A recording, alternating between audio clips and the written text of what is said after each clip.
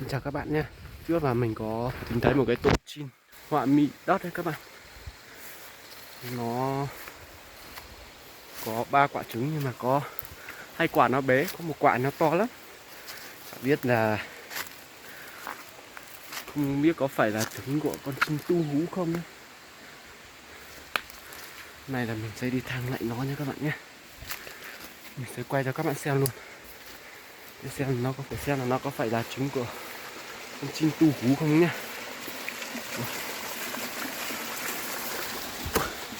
Liều mệt quá.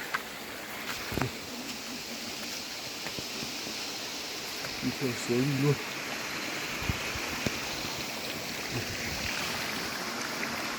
Mình vừa đi lên từ dưới này lên các bạn. Bây giờ là mình sẽ đi vào đây xem là những cái gốc tre này có tổ chòe thang không nhé các bạn nhé. Chỗ này cũng có một đôi chòe thang nhưng mà không biết là nó làm tổ chỗ nào.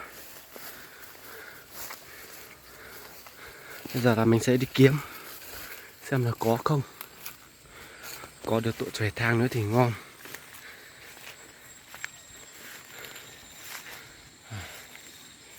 Để mình kiếm nhé các bạn nhé.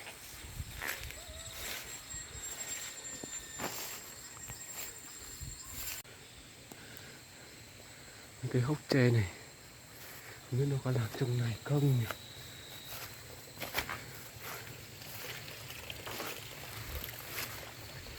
Đây mình vào lên trên này lại mình tìm nhé.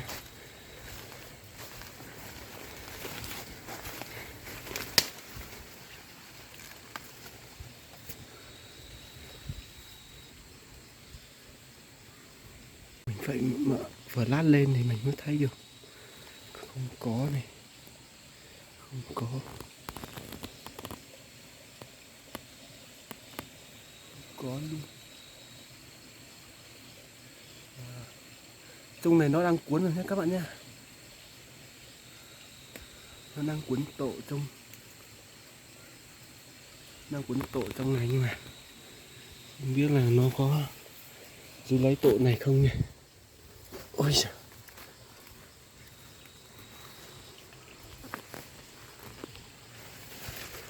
Mình đi kiếm chỗ khác nào.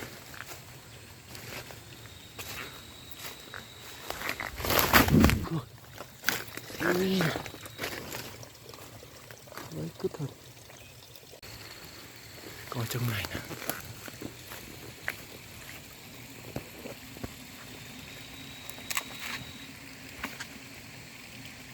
Trong này nó vẫn đang cuốn nữa các bạn.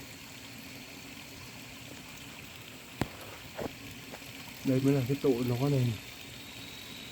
Nó đang cuốn nhưng mà không biết nó có đẻ không đây.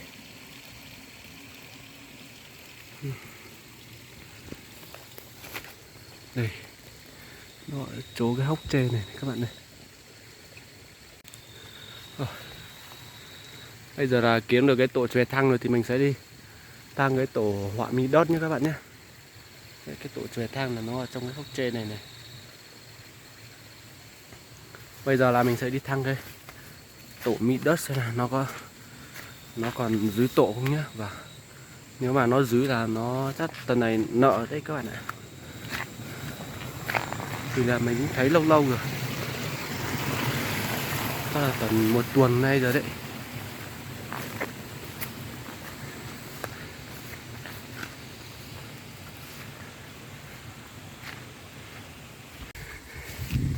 Cái tổ họa mi đất là nó ngay chỗ này này các bạn này.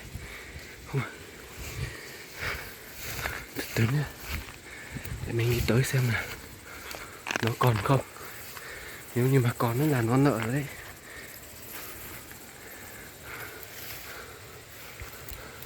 Vẫn còn các bạn này.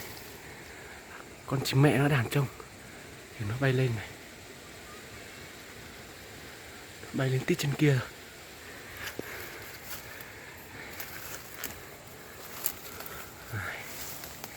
Xem nó nợ chưa.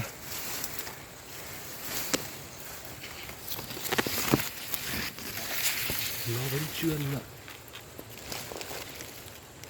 4 quả trứng. Đang có 4 quả trứng nhé các bạn nhé. Để các bạn nhìn rõ nhé. có một cái quả trứng là nó bị to hơn đấy. Đây là tổ họa mi đất nhá. Đây. Đấy, có một cái quả trứng là nó bị to hơn đấy.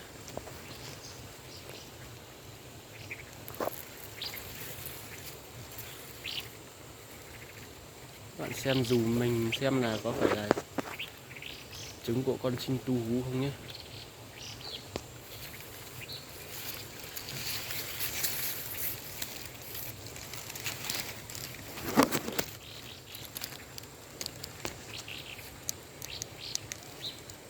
Đây là không phải đây.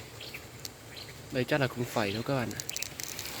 Chắc chính là trứng của con họa mi đất thôi. Con chim mẹ nó đang kêu ở trên này này. Tổ nó ở ngay đây.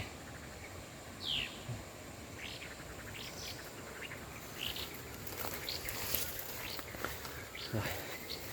Bây giờ là mình đã thang xong cái tổ chim.